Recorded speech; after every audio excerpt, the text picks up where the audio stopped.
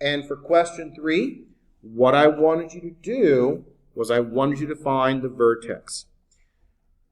So our original function is y or f of x equals 6x squared minus 72x plus 212.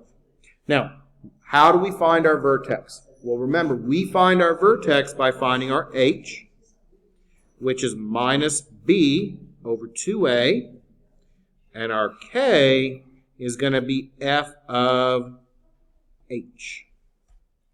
So, what do we first need to do? Very first thing we do is we label our pieces just like they were going into the quadratic formula. So there's our A, our B, and our C. So in this case, A is 6. B, watch your signs here, is a negative 72. And C is 217. So we've got our pieces labeled. Now we're going to go ahead and plug them into our formula. We'll find our h. And once we find the h, we'll re-plug that back in to the original function. And that's going to give us our k. So we need to find our h. Watch out for double negatives if we have any. And we do, because we have a minus 72. That's your b. Over 2 times the 6 there. We know double negative here is going to make that a positive. So that's 72 over 12. And 72 divided by 12 then leaves you with a 6. Now, what do we need to do after this? We need to find our k. So our k is going to be f of 6. Now, we can just plug that 6 in and work through it, or you can use synthetic division and the remainder theorem to find the value. I am just going to plug the value in for right now. We'll do one in a moment where we use the remainder theorem. So we're going to plug that 6 in.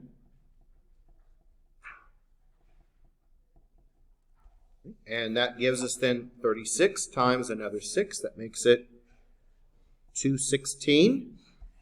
72 times 6. That's a minus 432 plus 217. So then we'll simply add those together. 216 minus 432 plus 217. That gives you then a 1. And what does your vertex look like? Well, your vertex, remember, is the ordered pair h, comma k, which is then 6, comma 1. And that should be one of the answer choices. And it is, so that would be answer B. Is everyone okay with how I did that? And you could have used synthetic division to find that f of 6 as well. Either way would have been fine. But that's going to be your answer, and that looks like it corresponds to letter choice B.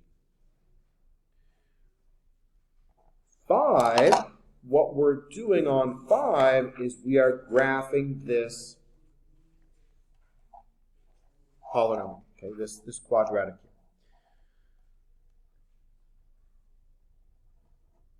First thing we're going to look at is our choices. And we're going to see by looking at these graphs, and this is a very good skill to have, which one, if any, we can eliminate. Now, what do we know? Okay, when we look at this, we know that our first number, the x squared, is a positive 4x squared. So what does that tell me about the graph? We know it's an x squared graph, so we know it makes a u.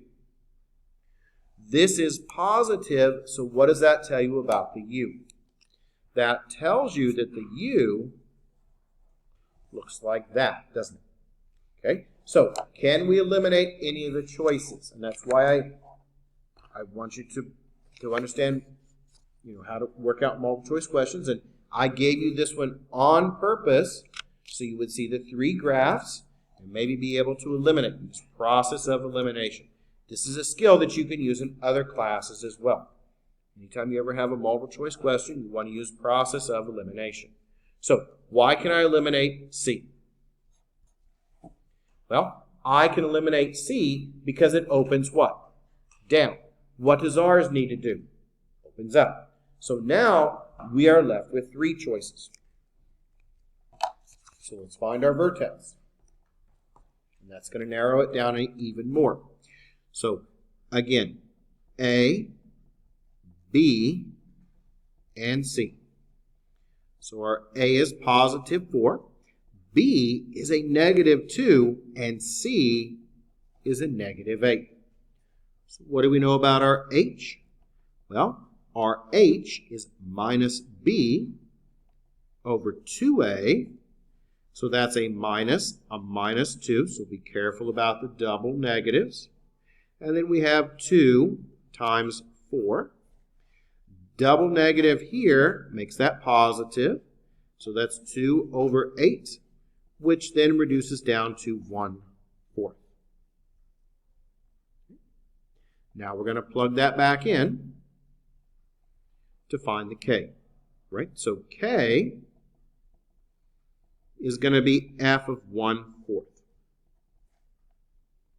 And that will be 4 times 1/4 squared minus 2 times 1/4 minus 8.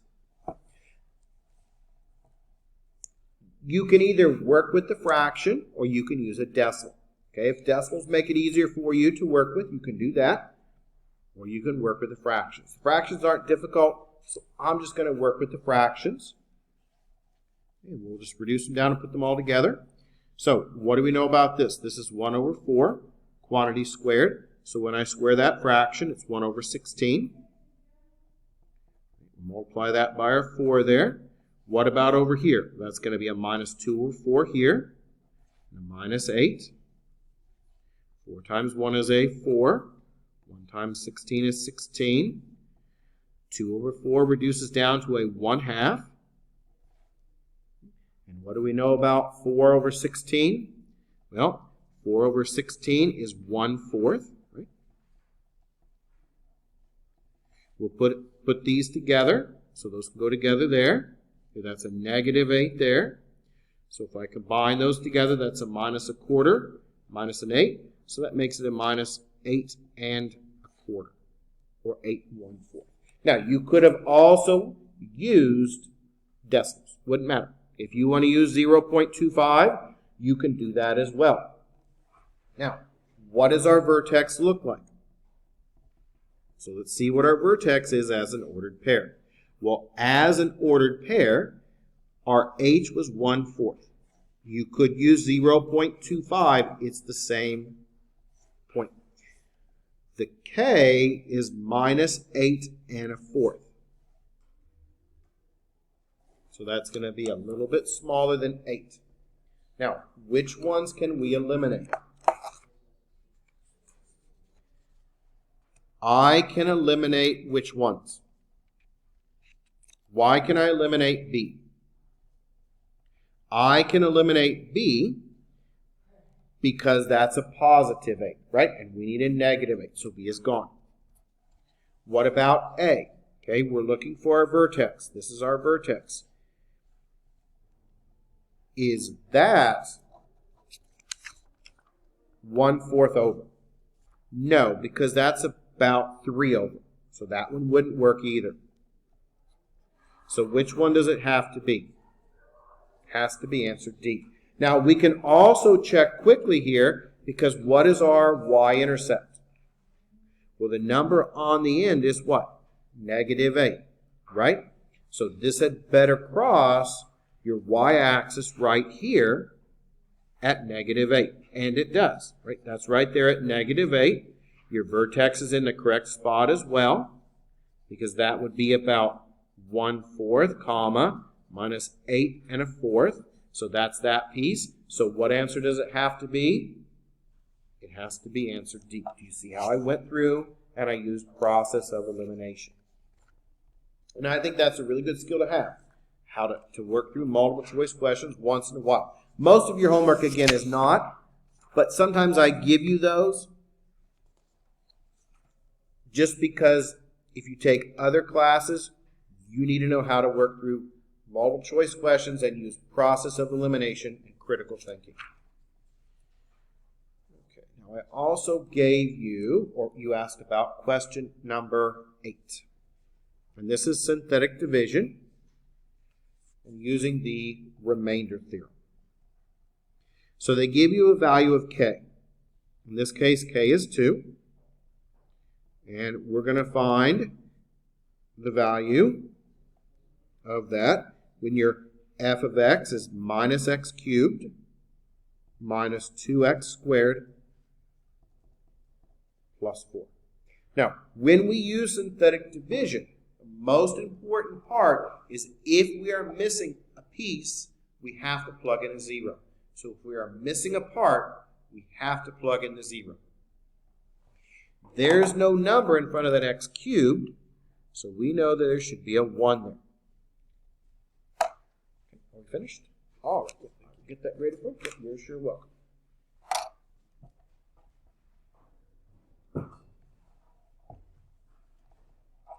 Okay, so we're going to put that minus 1 in front. If there's no number, we put the 1 there. Now we need to make sure we're not missing any components.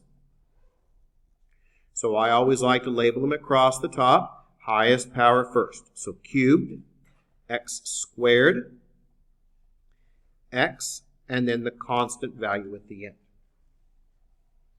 Well, we're missing something because we have a minus 1x cubed. That goes there. We have a minus 2x squared. Do we have any x's? No. So what do we have to put here? 0. What's on the end? 4. What goes out in front? The 2, because that's your value of k, so it goes out in front. Now, what starts the pattern? 0. What do? Add down, multiply. Add down, and we multiply. So minus 1 plus 0, that's a minus 1. 2 times a minus 1, that's a minus 2. Minus 2 plus a minus 2, well, that's a minus 4. 2 times a minus 4 is a minus 8. Add down, that gives you a minus 8 there. 2 times a negative 8, well, that is a negative 16. Adding down, that finishes it. And what is the result? Well, the result is a negative 12. So that is your value using the remainder theorem. And we plugged in what? We plugged in 2. We worked it out. And that gave you the negative 12. So what do we know our answer is going to be? Well, our answer is going to be f of 2. And what is it going to equal? Negative 12.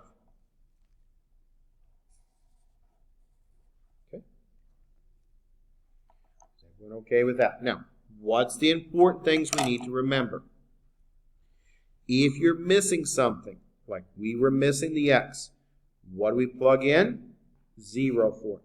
If you forget to do that, if you forget to use a placeholder, it won't work correctly. We always start with a 0 here, add down, multiply. Add down, multiply. Add down, multiply. Add down, and then that finishes it. So is everyone okay with how that works? That's our pattern. And we covered a lot of these last class periods, so you can always go back and look at the notes if you need to. So any others out of 3.1 and 3.2 to look at? I think we did one of each. We did a graphing one. We did one where we found the vertex. And we did one using the remainder theorem and synthetic division. If there's no other questions, then we'll go ahead and now look at rational functions. And we're going to look at rational functions, and these are fractions. 2 new graphs to add. So the back cover of your textbook, we've got one of them, and I'm going to add another one. So this is called the reciprocal function. And it is 1 over x. See how it curves like this. We'll talk about how it curves and what happens with it in a moment. But that's your reciprocal function, 1 over x. We also have 1 over x squared that behaves a little bit differently. So these are our two new functions. And this is called the reciprocal function, 1 over x. Now it has these grid lines. These are called asymptotes, and we're going to talk about them shortly.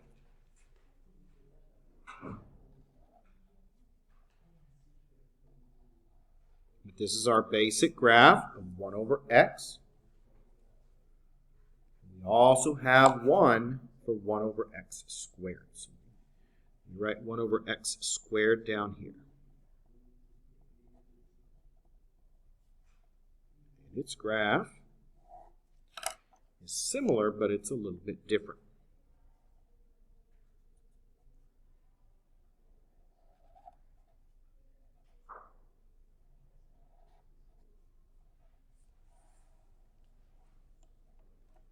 Okay, so these are our basic graphs. We have 1 over x, and we've got 1 over x squared.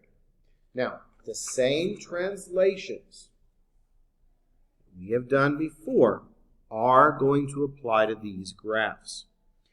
Adding a number on the end, that moves it up and down. Numbers down below in that denominator with the x, move it left and right. The number on top of your fraction, well, that controls the curve. And so we'll just write it over 1, just like we have done before, and we'll go up and over from the center.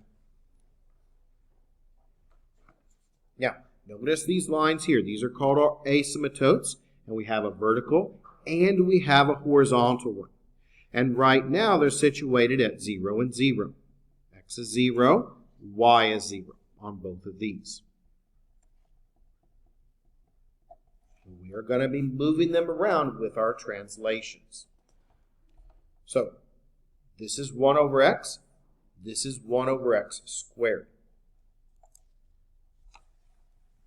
Same translations, though, apply.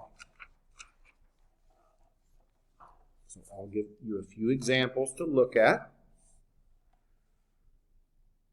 Okay, so let's try one of these. Brighten that up a little bit. So let's have you graph this. Let's have you graph f of x equals, how about 4 over x minus 3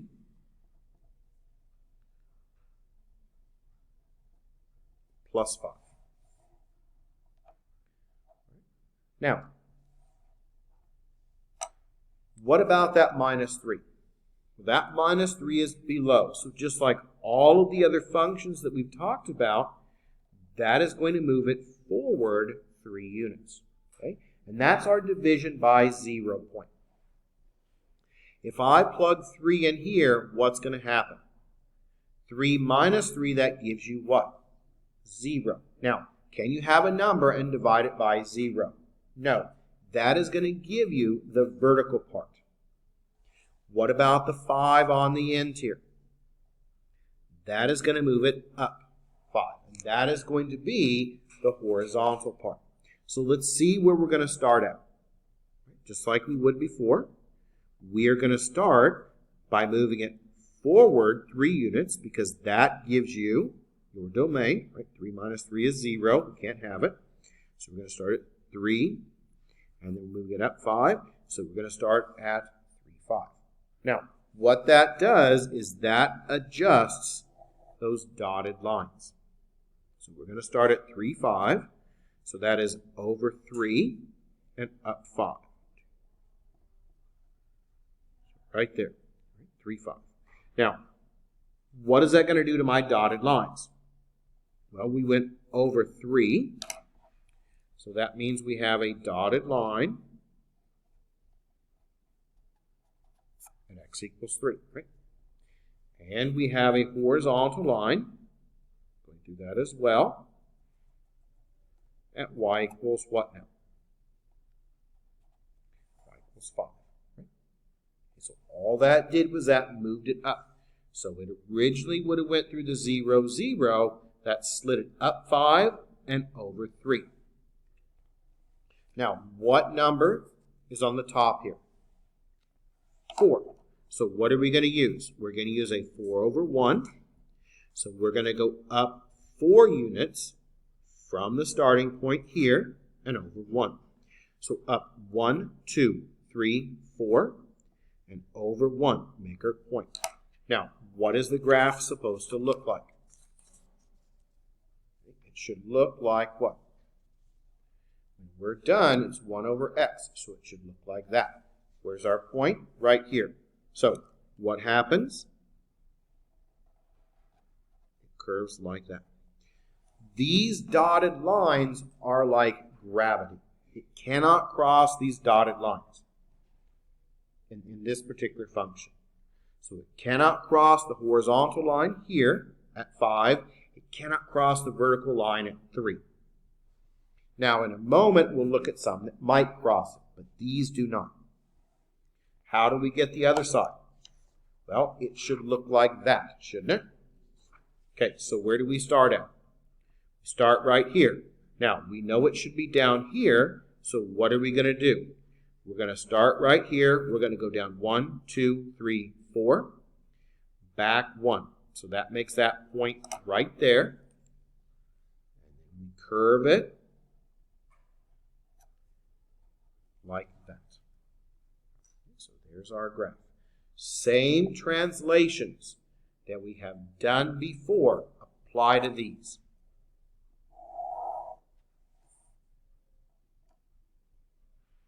So you just go up and over, down and back. Let's try another one.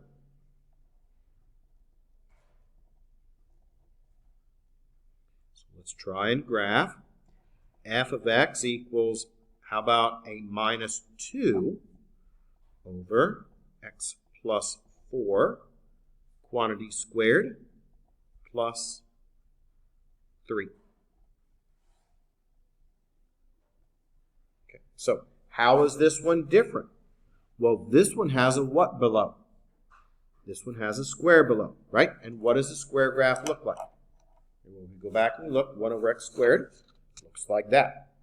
Now, what about ours? It's negative, so it's going to go down, but it's going to resemble this. Why does it look like this and not that? Well, what happens when you square a negative number? It would be over here. When you square a negative number, it becomes what? Positive. That's why they both go up. Because when you square the negatives, right, back here, that makes it go up. See, this one is down. This one goes up this way, because when you square a negative, it becomes positive and makes it go up. So let's think about our translations. So we've got a positive 3, moves it up. We have a positive 4 with the square. That's our vertical line. And that is going to move it now. It's positive, so it moves it back 4 units. That gives you division by 0. And so where are we going to start at? Well, we are going to start at minus 4, positive 3, aren't we? Just like we would before. I do what now? Okay, well, when we talk about this, and we'll talk about these verticals in a moment, when we look here, what number makes it 0? 4, right? A negative 4, because minus 4 plus 4 gives you what? 0. So this 4, where we start at, this negative 4 here, that's division by 0. And that's going to be our vertical, and we'll talk more about that here in just a moment. But that's our vertical. So when I go to graph this, we are going to go back 4, and we're going to go up 3. So that means then if we went back 4 units, my vertical line, which is x. That's going to be x equals a negative 4. And we shifted it up 3 units. So that gives you the y equals 3. Now, what about that minus 2? That minus 2, again, is similar to your slope. So instead of going up 2, you're going to go what? Down 2 and over 1. So we start right where they cross, where these asymptotes intersect. We're going to go down 2 and over 1. It cannot cross these lines, and it has to go through that point. So the only way it can do it is like that, isn't it? Now, what do we know? The graph doesn't look like this. It looks like what? This. Now, why is it upside down? Notice this one's down, this one's up. Because this one has a what? Negative on the top, right? That's going to flip it over. So now we go back to our starting point, and we're going to go down 2. So down 1, 2, over 1. Put our dot there. Curve it together. There is my graph. Is everyone kind of okay with that? Now, why does it look like this? It looks like this because it is 1 over what? X squared. Let's do one more just to make sure that we have the common graphs down. Then we'll look at some that we have to actually find the asymptotes that aren't related to the common shapes. So let's do one more of these, just to make sure we understand the common shapes here, the common graphs.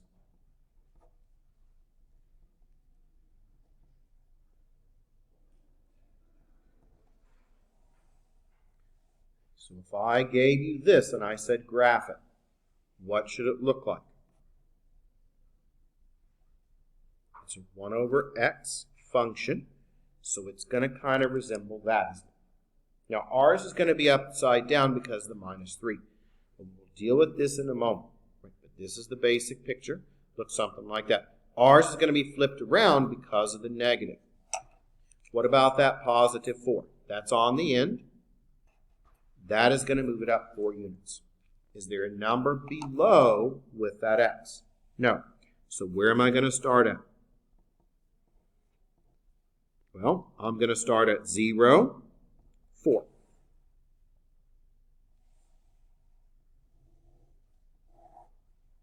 So 0, 4 is at 0 and up 1, 2, 3, 4.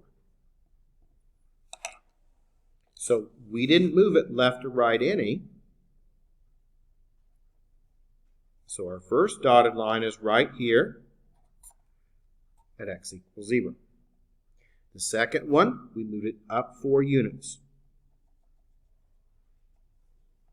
So this is y equals 4 here. See how it goes right back to the ordered pairs. What's the number on the top? The number on the top is a minus 3. So that is minus 3 over 1.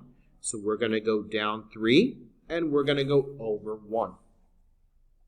We start right here in the middle. Right where these cross is where we're going to start.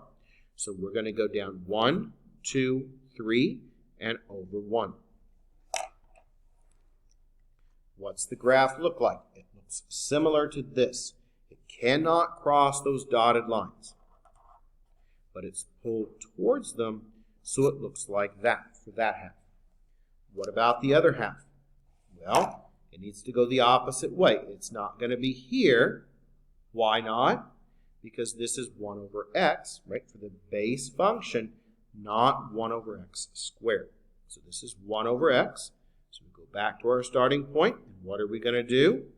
We're going to do the opposite. So we're going to go up 3 over 1. And then we curve it. So there is your graph. And this relates to questions 1 through 3 in your homework. So this looks like homework 3.5, 1 through 3. So those are those. So 1 through 3 looks like these. It's all the common graphs. There's 3 of them. There's 1 over x and there's 1 over x squared. Now we're going to talk about the vertical lines. Now these vertical lines here, these represent division by 0. If I plug my 0 in here, right, that's going to give you a minus 3 over 0, which is undefined. We cannot do it. So that's why we have our vertical line. And it's called a vertical asymptote. These are the vertical lines. And they're called vertical asymptotes.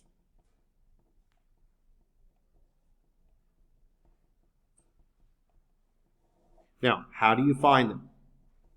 Well, to find them, you want to set the denominator to 0.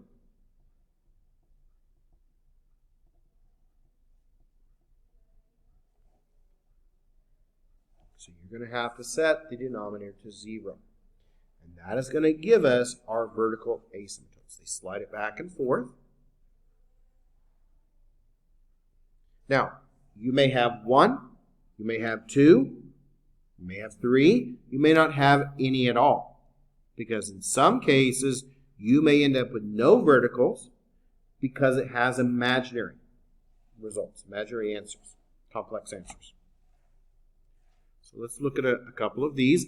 All we're going to do for these is we're going to find our vertical asymptotes. They're called asymptotes. They're the dotted lines.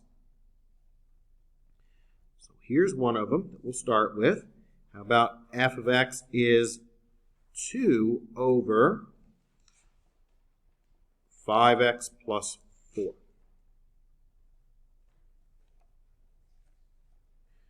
All we are doing is finding the asymptotes. And what is that? That's the number or numbers that gives you division by 0. So how do we find them? We set that denominator to 0.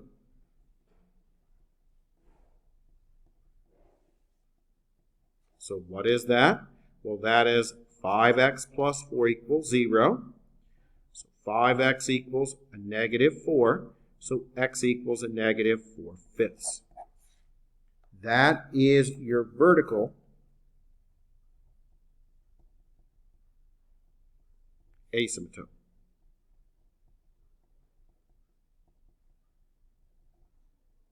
So that's going to be your vertical asymptote there. Let me give you another one to look at. This one's going to have a couple of them.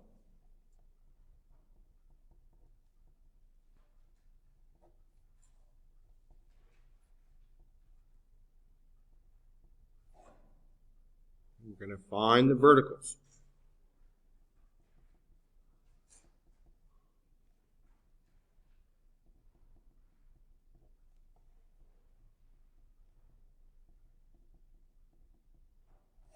How do we again do that? Well, we set our denominator to what? To 0. You may need to factor. Remember how to factor these? So how would you go about factoring this one? You can factor it easily as a difference of squares. And that would then be x plus 6, x minus 6, right? Because 36 is a perfect square of 6. So what would my verticals be for this one? X equals 6, and x equals a negative 6.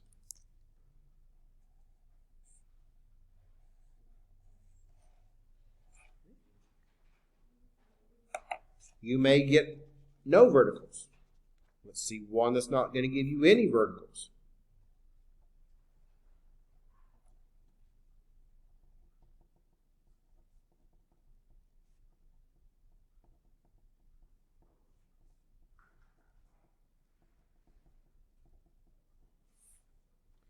So let's look at this one. How about f of x equals 4x over about x squared plus 4. Now, when we find the verticals, it does not matter what the numerator is. So we don't care what this is here. All we are concerned about is our division by 0 point, or points, if we have any. So all we need to focus on for the vertical asymptotes is that denominator. Now, I picked this one because this one students make a mistake with all the time. And we're going to set that denominator to 0. Now, why will this not factor into x plus 2, x minus 2? It is a sum of squares, right? Not a difference. The last one was a what? Difference of squares, right? Difference of squares, because 36 was a perfect square of what? 6 and 6. This one is not going to factor. So let's use our square root property. And let's move that 4 over. And we did these way back in chapter 1. So I moved that 4 over. Now, how do we get rid of a square? What's the opposite of a square? It's a square root, right? Now, what happens when we take a square root? Well, we have to add the plus or minus. Okay, and what about that negative underneath there? That comes out as an I. So what do we have? We have x equals 2, or sorry, plus or minus 2 what? I. Now, what does that tell us? Okay, let's think about our graphs. When we go to graph things, and anything we've graphed so far, all the graphs, do we ever have an I in our graphs? No. So this is imaginary. Okay, this is not real. If it comes out to be not real, imaginary like this, this means you have no vertical asymptotes. So you have no vertical asymptotes. Why not? Because it came out to be what? Imaginary, non-real. And so that means there are no verticals. And that corresponds with your homework 4 and 5.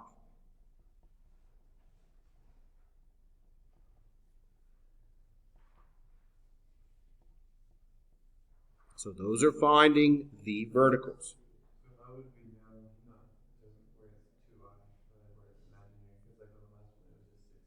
Okay. This was a difference of squares, wasn't it? How about if I use the square root property? You should get the same result. If I use the square root property and I move that 36 over, it's a positive. If I take that square root, what happens? Plus or minus. What's the square root of 36? 6. So that leaves you with the same 6 and 6. It's a difference, so you can factor this as a difference of squares. Or you can use the square root property. Either way. But if it's positive, it is not a difference of squares. It is a sum of squares. That's where it comes out to be imaginary. So when we talk about these verticals, all we are going to be doing is setting the denominator to 0. Now we're building up to the graphs because what we're going to have to do is we're going to have to find all the pieces that go with these graphs. So there's going to be a vertical component and there's also going to be a horizontal one. And once we see how to find both of them, then we'll be able to graph some of these complex functions. Now, how we find the horizontals is this. For the horizontals, what you want to do is you want to divide all parts of the function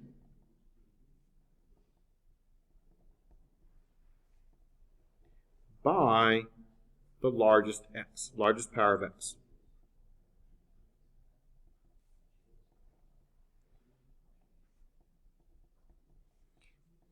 And let x approach infinity. It sounds more complicated than it really is. This is going to give us a horizontal, and these again are asymptotes.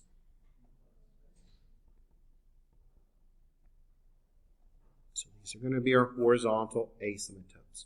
Now, you'll either have one or none of these. There's also things called obliques, but we're not going to cover those because that is more of a calculus topic. And they're on the diagonal. Obliques would be on the diagonal. The ones I'm giving you are either going to have a horizontal or no horizontal for your choices.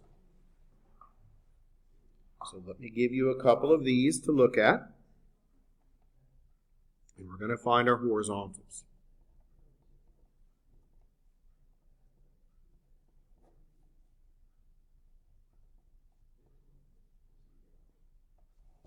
So let's say I gave you this. We're going to try to find our horizontals. Now, you really want to focus and watch what I'm doing here. What is my highest power of x? Well, we don't have any x squared or x cubed, so all we have is x's. So we're now going to rewrite this, and we're going to take every part, and we're going to divide it by x. So everything gets divided by an x.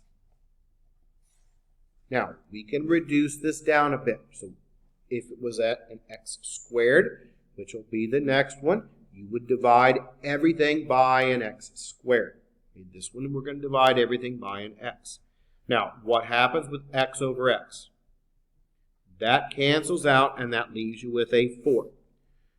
X over x here cancels out, and that leaves you with a 3.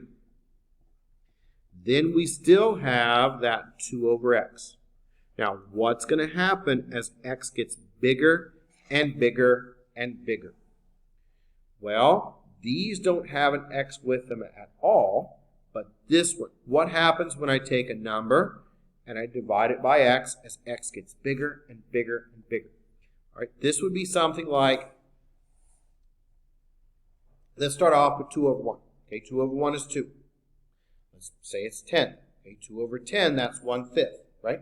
They're getting smaller. What about 2 over 100? It's smaller. What about 2 over 1,000? As that gets bigger and bigger, that means this denominator gets larger, and so that goes to what? It gets smaller and smaller and smaller, and so eventually that part goes to 0. So what's left over? 4 over what? 4 over 3. So that is our horizontal asymptote.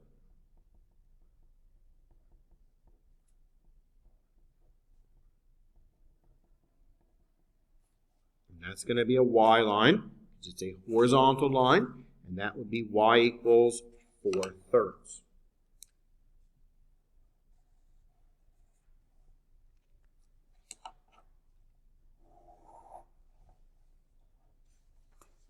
Let's add more to these. Let's do some more of them.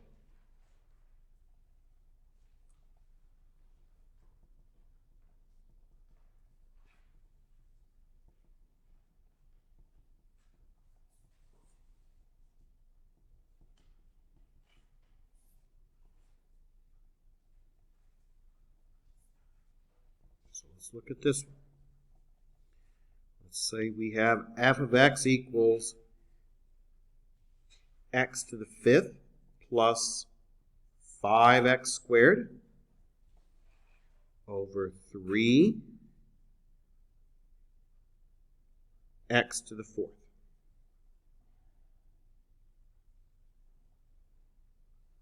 Now, what is our largest power? Our largest power is x to the 5th. So we're going to take everything and we are going to divide all the different components, all the different parts by x to the 5th.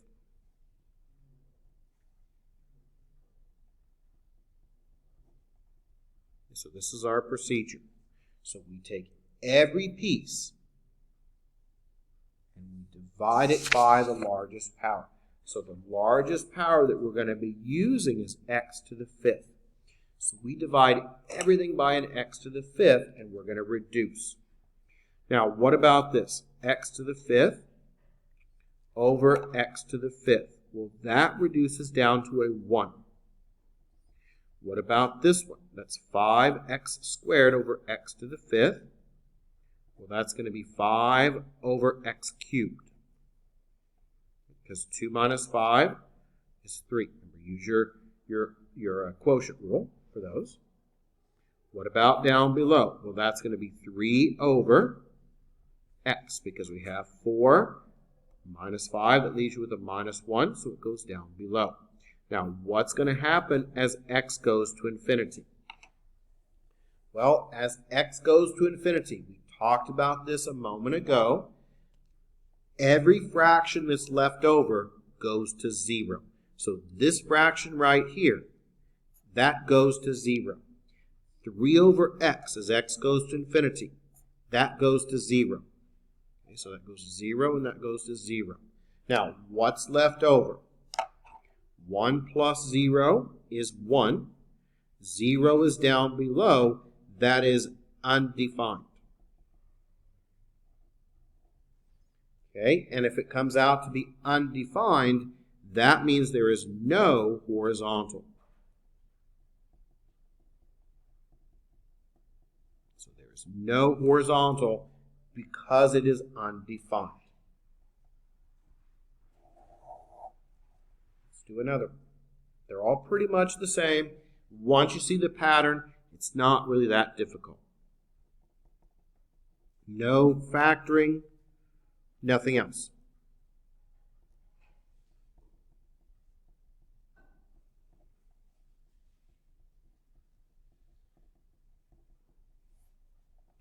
So let's say I give you this one. Say I give you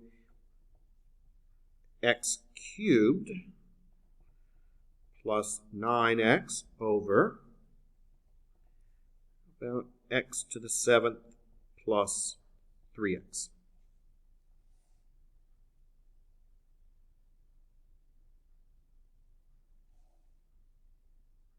Oh, I don't want to make it factor, but let's get rid of that x. Let's just do it x to the 7th plus 3. Sorry about that. I want to make a point of discontinuity.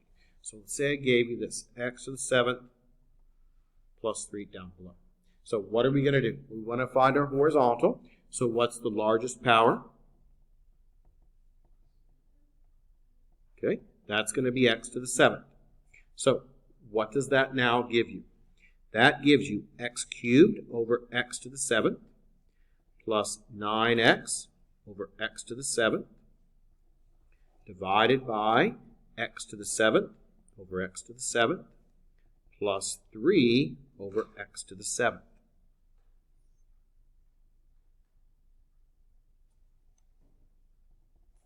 What's going to happen here with this one?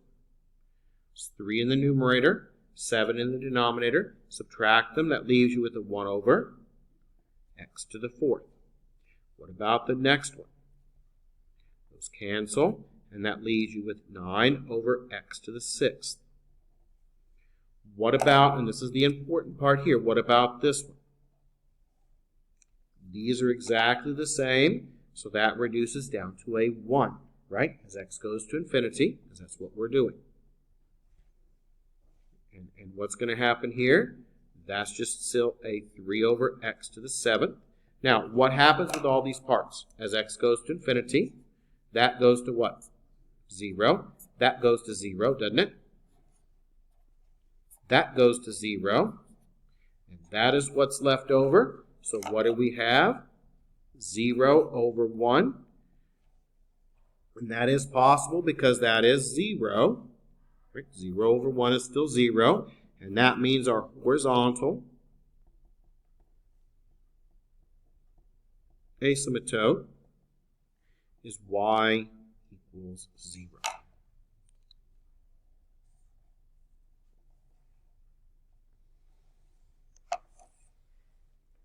Everyone okay with that so far? So we've talked about the vertical ones. We've talked about the horizontal ones. Now we're going to bring everything together, and we're going to start graphing these. So how we graph these is we find our vertical asymptote, or in some cases you may have two of them. We'll find our horizontal, then we'll plot some points, and we'll see how everything connects together. So I'll make up one that's going to be similar. Now, I'll pick one from the textbook. This way we get nice numbers. There's no sense in me making up one. Let me just grab one from our textbook here. There's no sense in me trying to make one up when you have a textbook. So let's look at an easier one. And there's a step-by-step procedure that we're going to be following on these. One here. How about this one? And if you want to see from your textbook, this is going to be on page 397. We're going to look at question 62.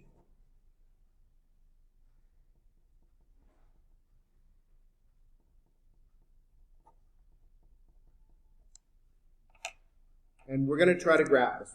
That's what the directions are. So we are going to try to graph it.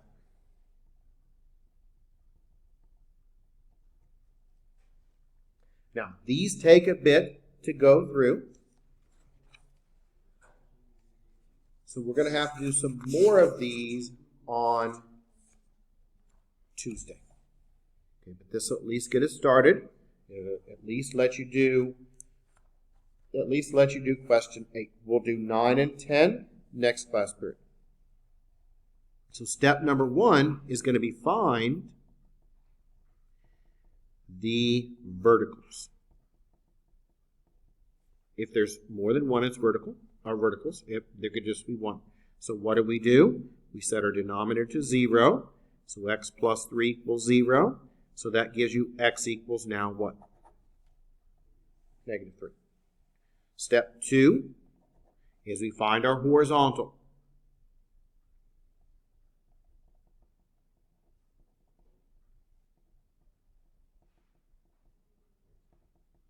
These again are horizontal asymptotes. And how do we do that? Well, we take our function, and what's our highest power? It's just an x. So we're going to divide everything by an x by an x there.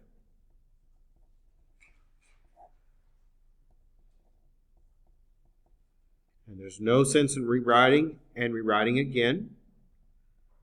So what's going to happen is x goes to infinity. Let's talk about each part here.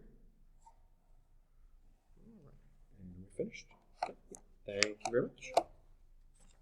So let's talk about each part. What about x over x? Well, x over x, that reduces down to be what? 1. What about 5 over x? Gone.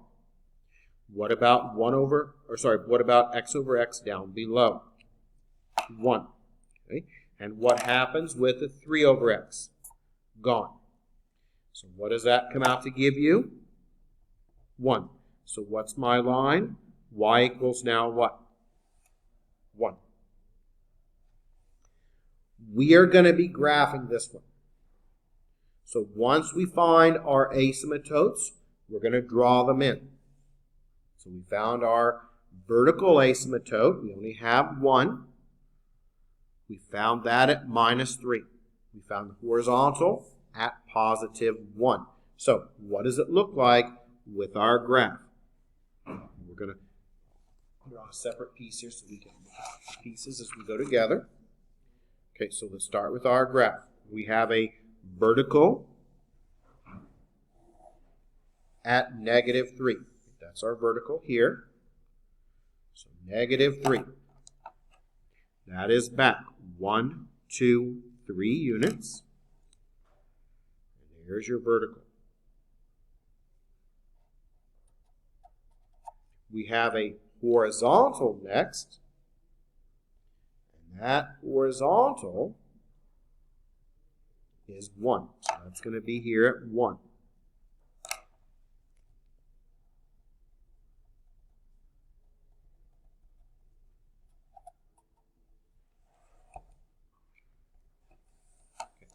We found our vertical. We found our horizontal. Now we're going to start graphing them. And what we want to do is we want to begin by finding our intercepts. So we're going to find our intercepts here. So we'll find the x-intercept. We'll plot it. We'll find our y-intercept, and we'll plot it. Okay, thank you very much. And we should finish just on time here. So let's find our x-intercept. What does our x-intercept look like? As an ordered pair, well, our x-intercept is blank, comma, 0 for the y. So we're going to plug in for y, that's 0. So that is going to give me, going back to our original function here, this is our original, and this is our y value here. So we're going to set our function equal to that. So x minus 5 over x plus 3, that's going to equal our 0, and we'll make that 0 over 1. And we can easily cross multiply and solve. So we'll go ahead and cross multiply. So that gives you now, thank you very much. That gives you now, when you cross multiply, x minus 5 equals 0. So x equals now what? 5. So what is our x-intercept? 5 comma 0. So let's plot that point. 5 comma 0 would be here. So 1, 2, 3, 4, 5.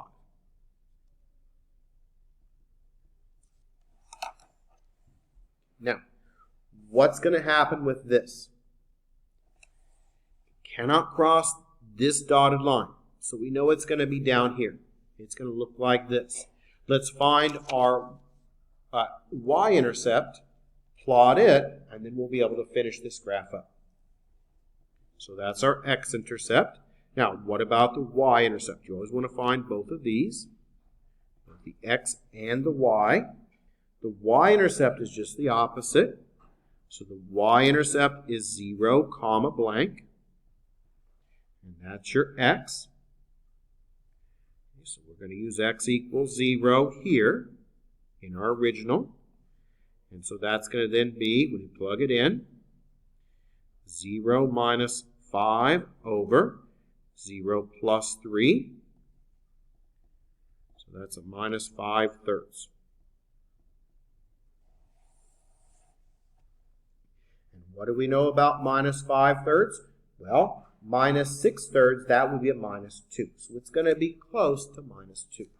So let's plot that. 0 comma about minus 2. So that's right here. That's going to be right about there. And that's going to be at 0 comma minus 5/3. Now, what do we know about these dotted lines again? For this one, it cannot cross them. Now, next week we'll look at one that can cross it. This one cannot. It has to be pulled towards the dotted lines. So think of these lines as like gravity. So it has to go through those points. And so it's going to look like that. It goes through those points, and it curves like that. Now, what about over here? Well, it can either be up top, or it can be down below. How do we find out where it's at? You pick a point. You pick a point that is smaller than -3. So I'm going to pick -4. We're going to plug that into our function for the x value. We're going to find our y value. So now we're going to use x equals that -4 because it is smaller than the -3. So it has to be back this way. So we're going to plug in a -4. So we need to find f of that -4 if you want to use function notation. And that's -4 minus 5 over -4 plus 3. -4 minus 5, that makes it a -9. -4 plus -4 plus 3. -4 plus 3, that's a -1. Negative over negative makes it a positive 9. And this is your y value here. So what does my next ordered pair look like? Well, it looks like minus 4, comma, positive 9. And I'll go ahead and pass out the sign-in sheet because this is going to be the last question we can actually go through. Thank you, Kristen. Get that graded for you. If you want to sign the sign-in sheet, you can. Just make sure that gets passed around. So, what are we now going to do? All right, we're going to take this and we're going to plot that point back on our graph. And that's going to let us finish this graph. So, we need the point minus 4, positive 9. Where is that at? Minus 4, up 9. 2, 3, 4, 5, 6, 7, 8, 9. So there it is, and it is now at minus 4, positive 9. Now, what do we know?